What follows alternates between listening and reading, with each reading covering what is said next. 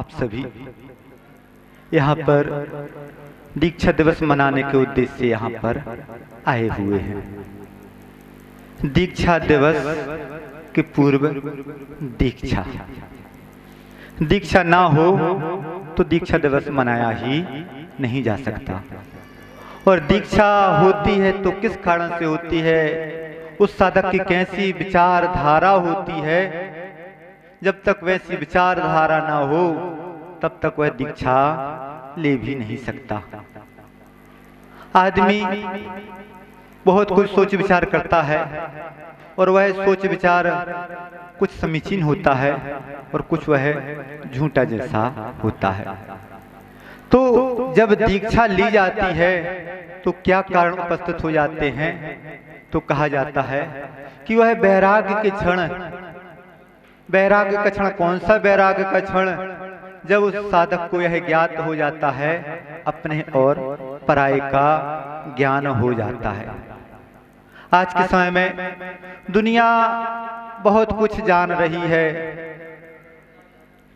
विचार कर रही है, परंतु वह क्या हमारा अपना है, क्या हमारा पराया है।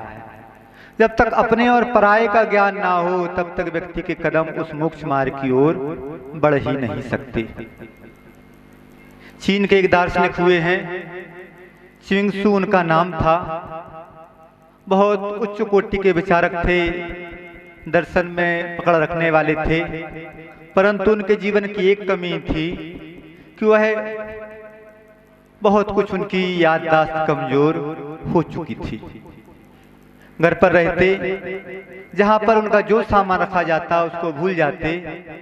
उनका एक नौकर था, बहुत समझदार था। उसने कहा, मालिक एक काम करते हैं कि जो आपका जहां सामान रखा जाता है उस सामान के यहाँ एक पर्ची लगा दी जाएगी। आप उस पर्ची को पढ़ लेना, आपको मालूम हो जाएगा कि मेरा कौन सा सामान कहाँ पर रखा हुआ है। जहाँ पर उनके जूते रखे जाते थे तो वहाँ लिख दिया जाता जूता यहाँ पर है। कोट जहाँ रखे जाते थे वहाँ कोट रखा जाता था, वहाँ पर लिख दिया जाता था कि कोट मेरा यहाँ पर है। जो जो उनकी वस्तुएं होती थी सब वस्तुओं के पास एक चिट रख दी जाती थी, परंतु जब वह सोते थे तो उसके लिए भी एक पर्ची रख दी गई कि मैं हूं। पर्ची में क्या लिख दिया गया, मैं हूं। एक दिन सोते सोते करवट जैसी बदली और वह पर्ची नीचे गिर गई। सुबह सोकर उठे वह दार्शनिक महोदय और चिल्ला रहे हैं कि मैं हूं गुम गया है, मैं हूं गुम गया है। नौकर आया, बोला मालिक क्या हो गया।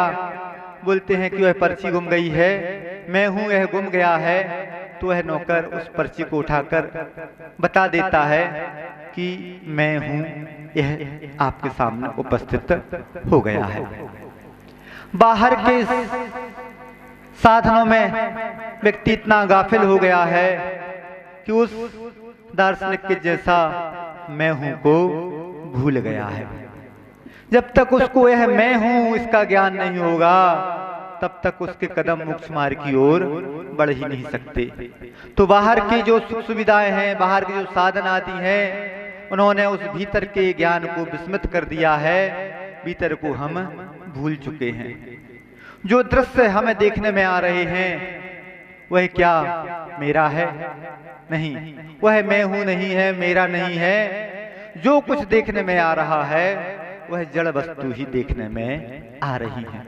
और देखने वाला कौन है? तो वह आत्म तत्व जिसके माध्यम से देखा जा रहा है। व्यक्ति जिसको देख रहा है उसको तो अपना मान रहा है, परंतु जिसके माध्यम से देखा जा रहा है उसको वह व्यक्ति भूल चुका है। तो जब तक हम दृश्य वस्तु को देखते रहेंगे और अदृश्य की खोज नहीं करेंगे तब तक ऐसा कदम बढ़ ही नहीं सकता कि आपका कदम उस मोक्ष मार्ग की ओर बढ़ जावे। मैं को भूल गया है जो व्यक्ति, वह क्या व्यक्ति मैं को खोजेगा? नहीं। जिसको हम भूल ही चुके उसको क्या खोजना? और जिस व्यक्ति को उस वैराग्य के क्षण में यह याद आ जाता है कि मैं कौन हूं, बस उस वैराग्य की शुरुआत तो वहीं से होती है जिस व्यक्ति को इस बात का ज्ञान हो जाए कि मैं कौन हूं। आप लोगों की स्थिति तो ऐसी है कि एक महिला अपने 9 बच्चों के साथ मेले में गई, मेले में जाती है और हर बच्चे को बोल दिया गया कि बेटा एक दूसरे का हाथ पकड़ के रखना, कहीं ऐसा ना हो कि मेले में गुम जाओ। मेला वापस लौट रही है, देखती है, सोचती है कि क्यों ना अपने बच्चों को सबको गिन लिया जाए कि जितने आए थे उतने ही वापस तो जा रहे कि नहीं जा रहे। उस महिला ने गिनना शुरू किया, 1 2 3 4 5 6 7 8 9 और बस रोने लगी। अब बोल रही थे कि अपन आए तो जितने थे उतने हैं नहीं। बच्चे ने गिनना शुरू किया, उसने भी 1 7 2 3 4 5 6 7 8 9 गिना और वह भी रोने लगा। सब बच्चे गिन रहे हैं, रो रहे हैं। आए तो 10 थे, 9 हैं माँ को मिलाकर। बस क्या बात हो गई। एक व्यक्ति आता है, पूछता क्यों भाई क्या हो गया। वह महिला बोलती है कि हम लोग 10 आए थे और 9 बच्चे मेले में एक गुम गया। कैसे गुम गया? वह महिला गिनकर बताती है कि देखो 1 2 3 4 5 6 7 8 9 एक गुम गया। वह व्यक्ति बोलता है कि माँ तुम अपने आप को भी तो गिन लो कि मैं भी तो हूँ। उसको जैसे ही होश आता है, अपने आप को गिनती है, चेहरे पर मुस्कुराहट आ जाती है कि हम तो 10 आए थे, 10 के 10 हैं, एक मिल गया है। बस जीवन में जो कुछ हो रहा है अपने आप को भूल कर हो रहा है। इसलिए आज के समय में जो दुख के कारण उपस्थित हुए जा रहे हैं बार बार, वह इसी कारण हो रहे हैं कि मैं अपने आप को भूल गया हूँ। यदि अपने आप को भूल जाओगे तो हम लोगों तो अपने आप को याद रख लिया, इसलिए आपसे ऊपर आ गए, परंतु आप लोग अपने आप को भूल गए, इसलिए नीचे बैठे हैं और ना जाने कब तक वैसे ही राह पर चलते रहेंगे। उस महिला जैसे क्रियाकलाप होते रहेंगे कि सबको तो गिन रहे हैं परंतु अपने आप को भूल गए हैं। किसी व्यक्ति ने लिखा है, सुबह होती है शाम होती है, जिंदगी यूं ही तमाम होती है। सुबह हो रही है, शाम हो रही है, उस व्यक्ति की स्थिति तो उस कोल्हू के बैल की तरह हो गई है कि कोल्हू में जुता हुआ है और यात्रा जहां से शुरू हुई वहीं पर उसकी यात्रा समाप्त हो गई। तो भीड़ में रहकर जो एकत्व का अनुभव कर ले, उस व्यक्ति को यह ज्ञात हो जाता है कि मैं भी हूं, परंतु हो तो कब हो। किसी कवि ने लिखा है कि मैं हूं कौन, कहां से आया, किस दर पर है जाना, इस दुनिया में कौन है मेरा, इस दुनिया में क्या है मेरा, साथ किसे ले जाना। क्या खोया था, क्या पाया अब तक, क्या मुझको है ले जाना, कैसा है ममरूप सलोना, कब सबको है जाना। हमारा रूप कैसा है, जैसा दिख रहा है, क्या हमारा रूप वैसा है? नहीं। जो दिख रहा है वैसा हमारा रूप नहीं है, और जो दिख नहीं रहा है उस रूप को कोई देख नहीं सकता, उसको तो बस महसूस ही किया जाता है। और वह रूप महसूस हो तो कैसे हो कि जब तक वह एकत्व का बोध ना हो, जब तक वह जिज्ञासा ना हो कि मैं कौन हूं। व्यक्ति कुछ भी कार्य करता है, अच्छा बुरा होता है, अच्छा होता है तो वह कार्य मैंने किया, और बुरा होता है तो यह कार्य भगवान ने किया, ऐसा वह दोषारोपण करना शुरू कर देता है। एक संस्मरण याद आ रहा है। आचार्य महाराज नववर्ष से विहार कर रहे थे, विहार हो रहा था और कहीं रास्ते में एक भजन, एक गाना या भजन जो भी हो बज रहा था। क्या शब्द थे उसके कि दुनिया बनाने वाले क्या तेरे मन में समाई, तूने काहे को दुनिया बनाई। जैसे ये भजन आचार्य महाराज के कानों में पड़ा और आचार्य महाराज के चेहरे पर मुस्कुराहट आ गई। साथ में जो महाराज चल रहे थे उन महाराजों ने पूछा कि महाराज क्या बात है, क्यों, किस कारण से मुस्कुराहट आ गई आपके चेहरे पर? तो आचार्य महाराज ने जो जवाब दिया, आचार्य महाराज बोलते हैं कि देखो तो इस दुनिया का प्रपंच कैसे भगवान को भी चला जा रहा है। भजन बोला जा रहा है कि दुनिया बनाने वाले क्या तेरे मन में समाई, तूने काहे को दुनिया बनाई। आचार्य महाराज बोलते हैं कि भजन तो यह होना चाहिए कि दुनिया बसाने वाले क्या तेरे मन में समाई, तूने काहे को दुनिया बसाई। दुनिया बसाने वाला दुनिया बसाता चला जा रहा है और भगवान को दोषारोपण करता चला जा रहा है। दुनिया बसाने वाला कौन है? तो दुनिया बसाने वाला हमारा, मेरा, अपना, आप सभी का अपना मन है। मन के हिसाब से व्यक्ति चलता रहेगा, दुनिया बसती चली जाएगी। कहीं पढ़ने में आया था कि एक और एक कितने होते हैं, एक और एक कितने होते हैं? तो सभी ने जवाब दिया एक और एक दो होते हैं। फिर पूछा गया एक और एक कितने होते हैं? तो किसी व्यक्ति ने कहा कि एक और एक तीन होते हैं। एक और एक दो होते हैं, तीसरा शुरू हो जाता है और संसार बढ़ता चला जाता है।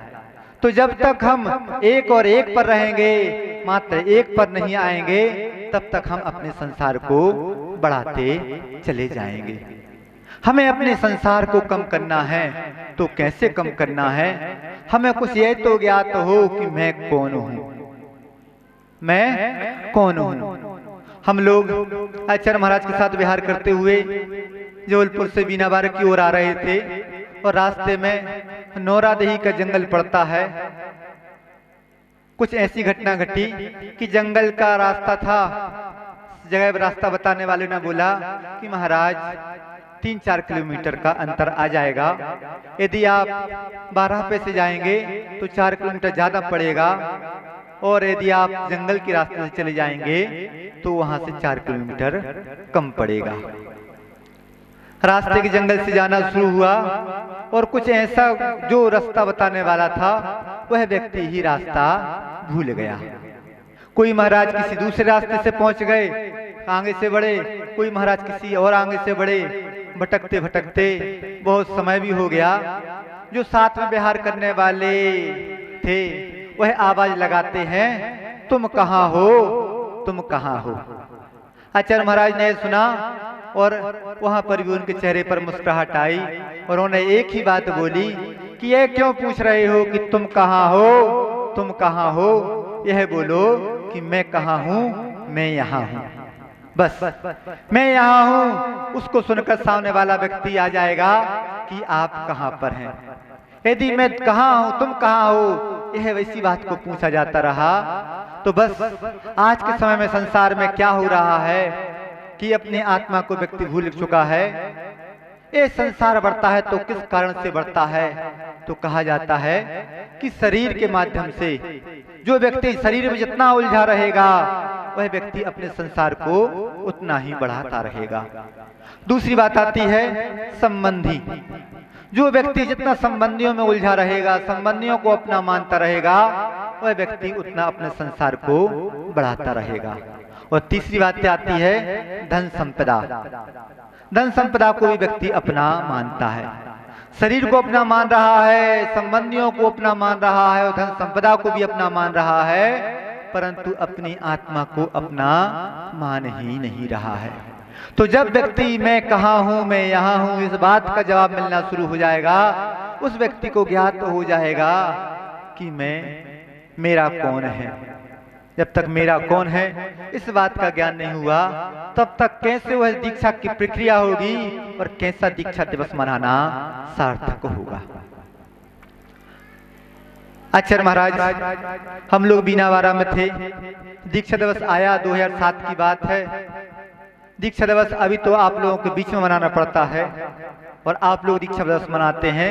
हम लोग तो ज्येष्ठ श्रेष्ठ महाराजों की चरण वंदना करते हुए दीक्षा दिवस मना लेते हैं, परंतु उस समय आचार्य महाराज के चरण सानिध्य था। आचार्य महाराज के चरण सानिध्य में दीक्षा दिवस मनाया जा रहा था और दीक्षा दिवस मनाते मनाते आचार्य महाराज हम लोगों ने परिक्रमा दी, योगी भक्ति पढ़ी और आचार्य महाराज के चरण सानिध्य में बैठ गए। आचार्य महाराज ने 2 मिनट का जो उद्बोधन दिया, उस उद्बोधन को सुनकर रोंगटे खड़े हो जाते हैं। आचार्य महाराज बोलते हैं कि आप लोग का दीक्षा दिवस आ गया, परंतु देखो कि सामने वाले आप लोगों को दीक्षा दिवस मनाने में कितने प्रसन्न चित्त हो रहे हैं, प्रफुल्लित हो रहे हैं। क्या इतने प्रफुल्लित आप भी हैं? यदि आप इतने ही प्रफुल्लित हैं तो दीक्षा दिवस मनाना सार्थक है। और यदि आप इतने उत्साहित नहीं हैं, मात्र ऊपरी ऊपरी दीक्षा दिवस मनाना हो रहा है, तो दीक्षा दिवस मनाना कोई सार्थकता नहीं है। आचार्य महाराज ने एक बात का जवाब दिया कि जो व्यक्ति अपनी आत्मा को प्रधान बनाकर चलता है, बाहर साधनों में उलझता नहीं है, भक्तों से प्रभावित नहीं होता है, जो व्यक्ति मात्र अपनी आत्मा को प्रधान बनाकर चलता है, उस व्यक्ति का दीक्षा लेना और दीक्षा मनाना सार्थक हो जाता है। अब सोच लीजिए कि बात तो आचार्य ने बहुत छोटी की, परंतु कितने मार्के की बात की कि यदि आत्मा की प्रधानता रहेगी तो दीक्षा दिवस मनाना सार्थक होगा। और जिस व्यक्ति को आत्मा की प्रधानता होती है, उसको ज्ञात रहता है कि क्या किस वैराग्य के कारण, कैसा वैराग्य का कारण उपस्थित हुआ था, उस कारण से मैंने दीक्षा ली थी, और उस व्यक्ति का वह वैराग्य हरा भरा ताजा बना रहता है। आज के समय में हम लोग वही वैराग्य के मार्ग पर चलते रहें, अपनी उस चर्या को निर्दोष बनाए रखें। बहुत पंचम काल में भोग की सामग्री जगह जगह पर उपलब्ध है, और कहा जाता है कि जो चतुर्थ काल में 1000 वर्ष की साधना हुआ करती थी, वह पंचम काल में 1 वर्ष की साधना बराबर है। क्यों है? क्योंकि उस समय वहां पर तो वैराग्य के कारण जगह जगह पर उपस्थित हुआ करते थे, और व्यक्ति को इतनी भोग की सामग्री उपस्थित भी नहीं थी।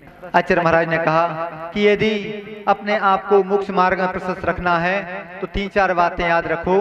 कौन कौन सी? मैं वियोग धर्मी हूँ, मैं रोग धर्मी हूँ, मैं जरा धर्मी हूँ, और मैं मरण धर्मी हूँ। जिस व्यक्ति को ये 4 बातें याद रहेंगी, उसको वह मैं याद रहेगा कि मैं कौन हूँ, कहाँ से आया हूँ और किस ओर मेरी यात्रा हो सकती है। बस जिस व्यक्ति को यह बातें याद रहती हैं, वह अपने उस दीक्षा के जिस उद्देश्य को लेकर उसने दीक्षा ग्रहण की, वह उद्देश्य बना रहता है। आचार्य भगवान से यही प्रार्थना है कि हे आचार्य भगवान, जैसा आप कर्म की निजरा कर रहे हैं, जैसा आप अपने मोक्ष मार्ग को प्रशस्त कर रहे हैं, ऐसा हम लोगों का कर्म मोक्ष मार्ग प्रशस्त हो, हम लोग भी उस कर्म निजरा के मार्ग को अंगीकार करें। अहिंसा परमो धर्म की। परम पूज्य गुरुदेव विद्यासागर जी महामुनि राज की।